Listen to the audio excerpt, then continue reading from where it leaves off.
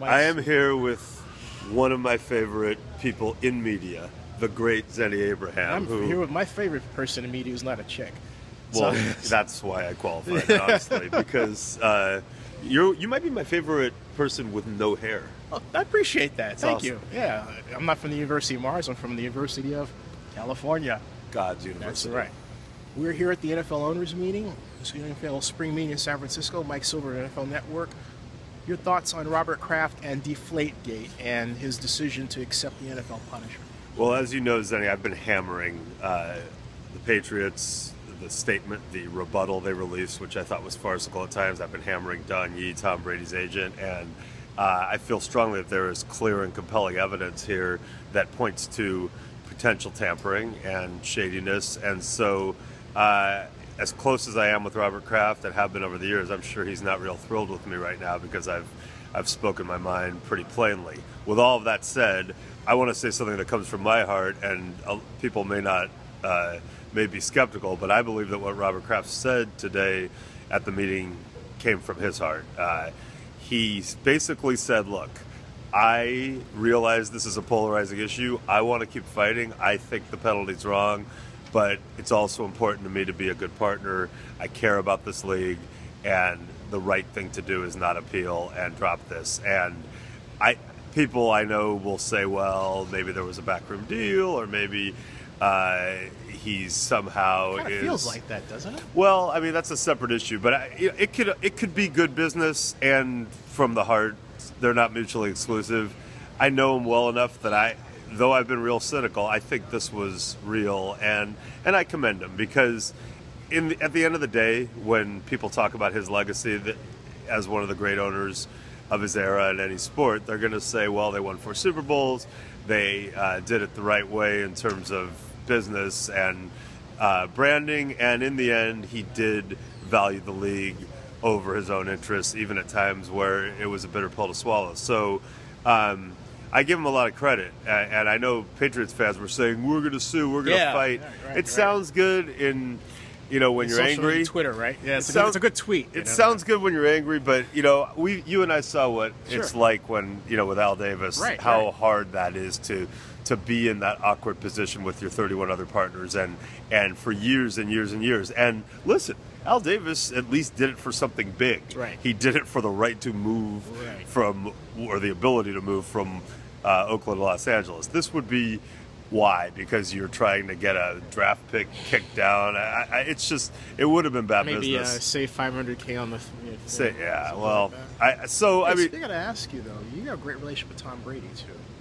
Yeah, and I'm sure I'm sure he's not thrilled with me and members of his family either. And look, I don't want to believe that Tom Brady would engineer some sort of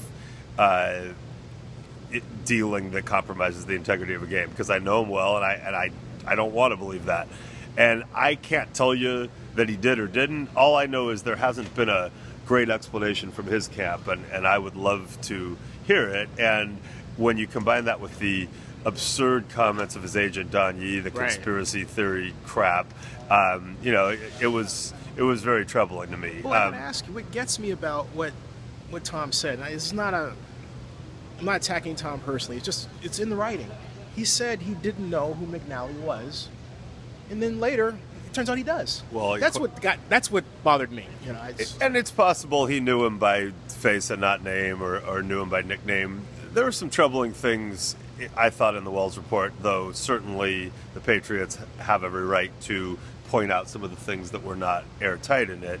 I think where they went too far is they insulted our intelligence by saying things like the deflator was referring to weight loss. Had they just included the good parts of the rebuttal, the salient parts, I think it would have been a very viable debate. And look, Tom Brady has every right to appeal, and is there a face-saving way out at this point for everyone? I think there is, and this is how I would do it.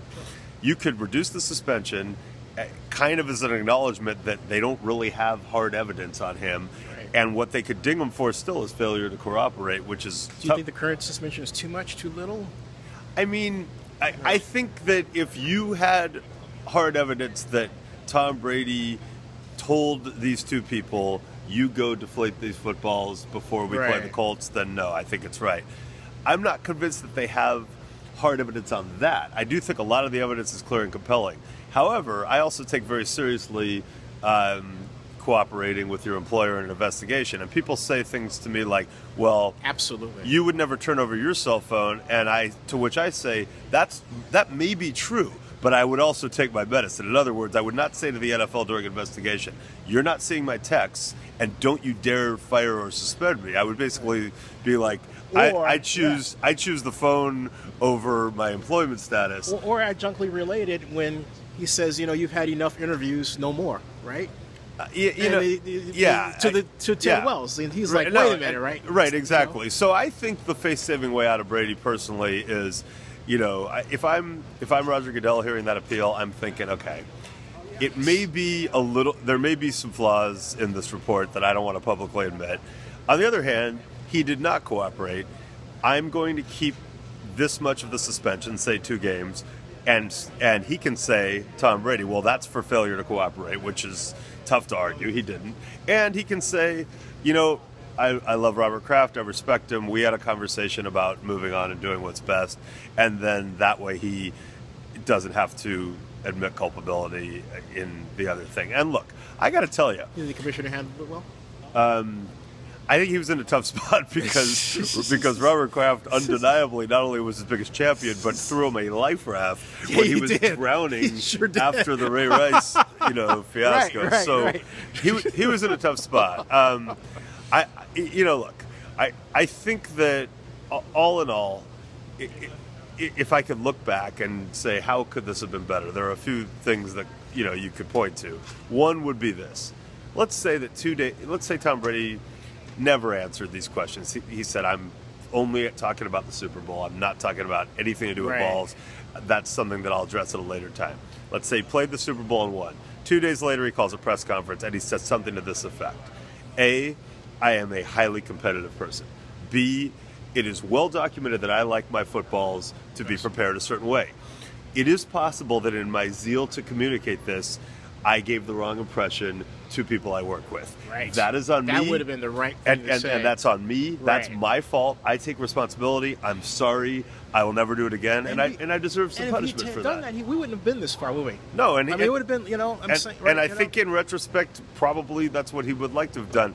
In my heart, I still believe, knowing Tom Brady as well as I do, I still believe that he did not say to people, I want you to go steal balls, essentially, from the referee's room, go into a bathroom, take a needle, and deflate them to an illegal level so that I can beat the Colts. I think Tom Brady probably was wearing out his equipment manager like, dude, these balls have been terrible. What the hell? What the hell? And maybe things got off the rails. That's what I hope. And the whole thing has been troubling. I would like everyone's legacy to be less tainted than it looked like it was Brady's going to be. legacy tainted or not?